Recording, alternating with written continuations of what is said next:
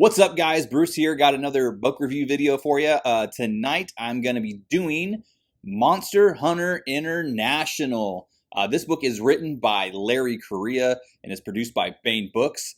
I don't really know the publication date on this one because, according to the book, it's May 2015, but he did self-publish it earlier than that. I want to say it's 2013 is when it first came out. And originally, from the story that I've heard, he targeted it towards gun nuts on these like gun forums that he was a member of. Actually did pretty well for himself targeting that audience. And now, the rest is history. Is now he's gone on to do a lot of other things. And Monster Hunter as a series has grown into basically his flagship IP. And I gotta say, I'm a fan. I was kind of like on the fence at first. The first listen, I listened to it a few more times just because like it's a fun thing to do while I'm doing chores and stuff like that. Yeah, it grew on me. And then I listened to Monster Hunter Vendetta, which is the second book. After that book, I'm a legit Monster Hunter fan. Saga or Servants of War made me a full-on Larry Correia fan, and then also Saga the Forgotten Warrior. But once I got to Monster Hunter Vendetta, dude, I'm all in on Monster Hunter. But still, MHI, especially for a debut novel, is great. Before I go too crazy on that, let's do a quick synopsis and then we'll get into the rest of the book. 5 days after Owen Zastava Pitt pushed his insufferable boss out of a 14th story window, he woke up in the hospital with a scarred face, an unbelievable memory, and a job offer. It turns out that monsters are real. All the things from myth, legend, and B-movies are out there, waiting in the shadows. Officially secret, some of them are evil, and some are just hungry. On the other side are the people who kill monsters for a living. Monster Hunter International is the premier eradication company in the business. And now Owen is their newest recruit. It's actually a pretty sweet gig, except for one little problem. An ancient entity known as the Cursed One has returned to settle a centuries-old vendetta. Should the Cursed One succeed, it means the end of the world.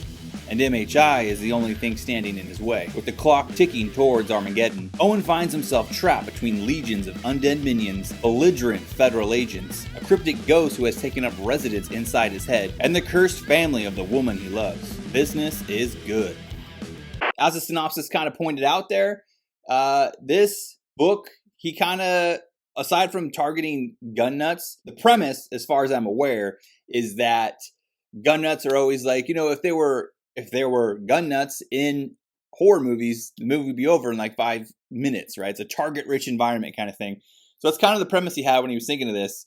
So the main character, huge gun nut, and a lot of the story and the plot and the tropes are just your B horror movie tropes with the character tropes, like your sexy, saucy stripper chick, your nerds, your jocks.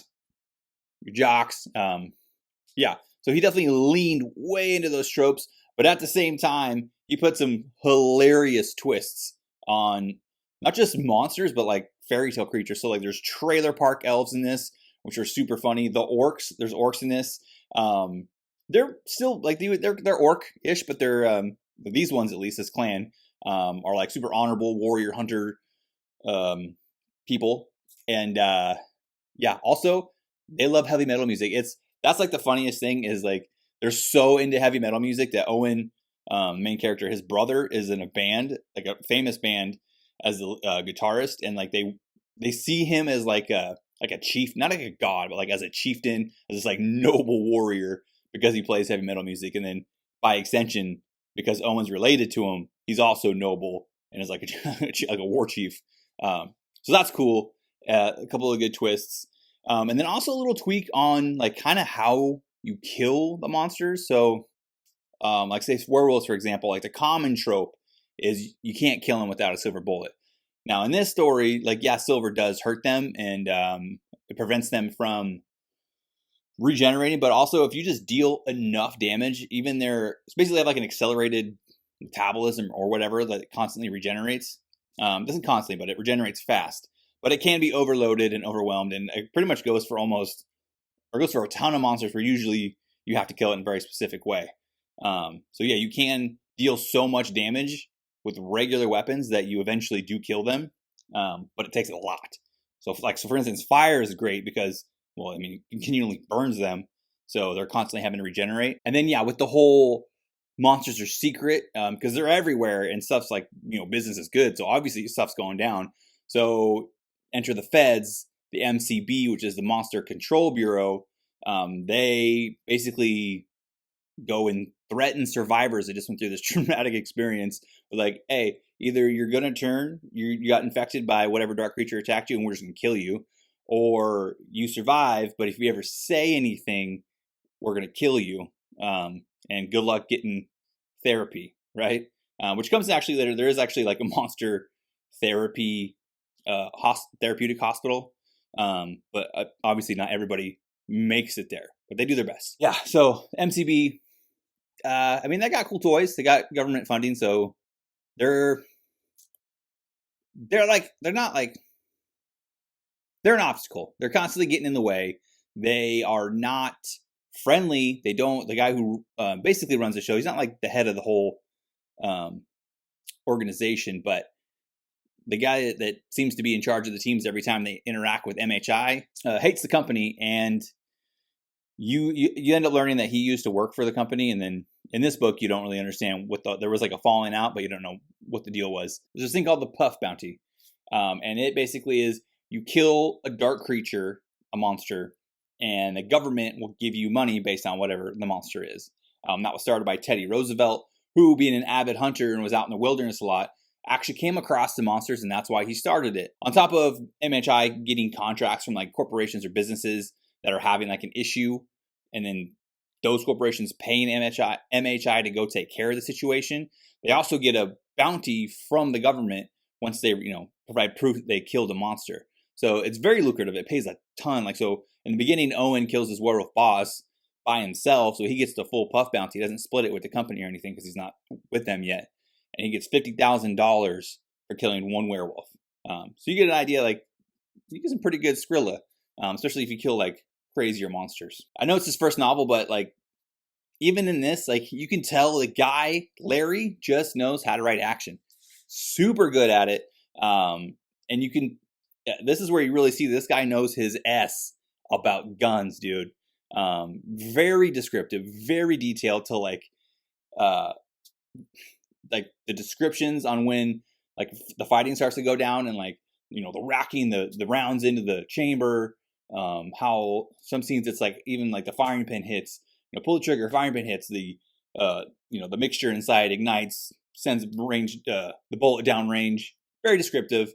If I'm not a gun nut, but I like guns, I like to shoot, but I'm not like, I couldn't tell you like all the different like the models and brand. I mean, I know the brands, but like I couldn't tell you the different models and calibers. Like, yeah, I could say some calibers, but honestly, I don't know the difference that well. So I'm not a huge gun nut, but I did enjoy just the level of description and detail he put into the gun part of this story. It's kind of like it's a really cool, fun part of the story. Unless you're one of those nerds who's insanely offended by weapons, then you probably won't like this, but who cares what you think anyway? So love that. And it just gets better. And he comes up with crazy cool guns. And as the books go down, the weapons just get like crazier and like more funny and badass. And things are just like, it's so over the top. Like, it doesn't take itself seriously, but there are serious moments. It's just fun. It's just a fun book. It doesn't take itself too seriously. I would definitely recommend it. Like, even to the point where like it has like intentionally cheesy dialogue.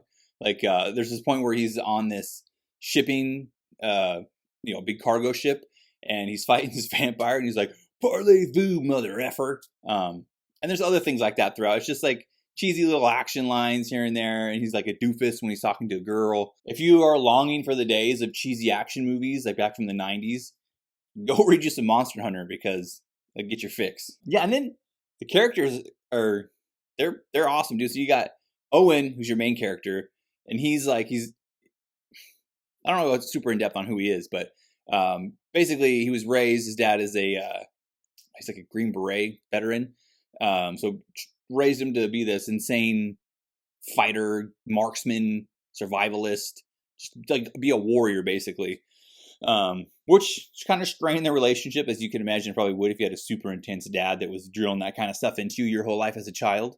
But anyway, he knows how to handle himself, and he's good with a gun. And then He put himself through college by pit fighting, doing like gambling fights, illegal ones, and he almost killed a guy. So he, had a lot of remorse for that. So he stopped doing that and decided to go get the most boring job he could think of. So he became an accountant, and that's kind of where the story starts off with his accountant boss, who turned into a werewolf, trying to eat him late at night in their office. And that's not a spoiler. That's like the first.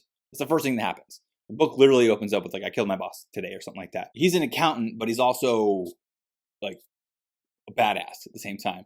And he's also really smart. Like he's well educated. He's passed like his test for accounting, like the first try. I think he like scored the highest in his class.